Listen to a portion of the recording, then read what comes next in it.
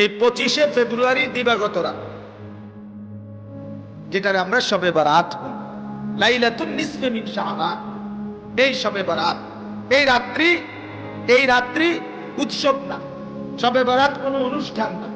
শবে বারাত কি না? অনুষ্ঠান। এটা কোনো উৎসব, এটা কোনো খিচুড়ি না, এটা কোনো বিরিয়ানি না, এটা কোনো হালুয়া না। এটার মধ্যে হালুয়ার সাথে, রুটির সাথে, খিচুড়ির সাথে এটার কোনো সম্পর্ক নাই। এটা গোলামি, সেজদা। সারা রাত সেজদা দিবেন, তওবা করবেন, গুনাহ মাফ চাইবেন, কোরআন পড়বেন, জিকির করবেন, চোখের পানি ফেলে অঝরে আল্লাহর কাছে কান্নাকাটি করবেন। ভোর হওয়ার আগে জিন্দেগির গুনাহ মাফ করে নিবেন। এটা সবে বলে আমি কান হালুয়া জিঙ্গাইছে। উর্দু কিতাব আমরা পড়ছি, জিজ্ঞাসা করছে যে শবে বরাতে হালুয়া রুটি খান কেন? নবীজি উহুদের ময়দানে দান শহীদ করছে, এই জন্য কিছুদিন দাঁত ভাঙ্গা ছিল দেখা নরম হালুয়া জাতীয় খাবার খাইছে। এই জন্য নবীর ভালোবাসায় উহুদের দান শহীদ করলো কেন নবী? এই জন্য উনি কি খান? অথচ স্পষ্ট কিতাবের মধ্যে আছে, সরাসরি কিতাবে আছে, উহুদের যুদ্ধ হয়েছে রমজানের পরের মাসে, শওয়াল। রমজানের পরে যেই মাস, এই মাসের নাম কি? দাঁত ভাঙছে শওয়াল মাসে, এবার হালুয়া খায় তার 2 মাস আগে। বাহ বাহ বাহ! বিয়ের লোকে কি মিলাইয়া দিলেন? কিসের সাথে কি মিলায়?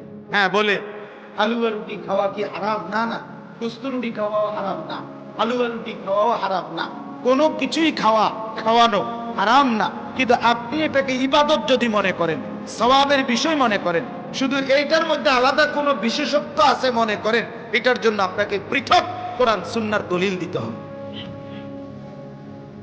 আপনাদের হালুয়া রুটি খাওয়া, এখন খাওয়া, আমি খাবো, কালকে আমার খাওয়া, আমি আরো লোক আনবো, আছে। হ্যাঁ হ্যাঁ আছে, আমার লোক লাইন আছে। এই সবই তো আমার খোলা পায়, এরা সবের সামনে কতক্ষণ বানাইতে হবে? আমরা বল বেড়েছেন খাওয়ার কোনো মানুষকে খাওয়ানো শ্রেষ্ঠ কথা, বুঝছেন কিনা?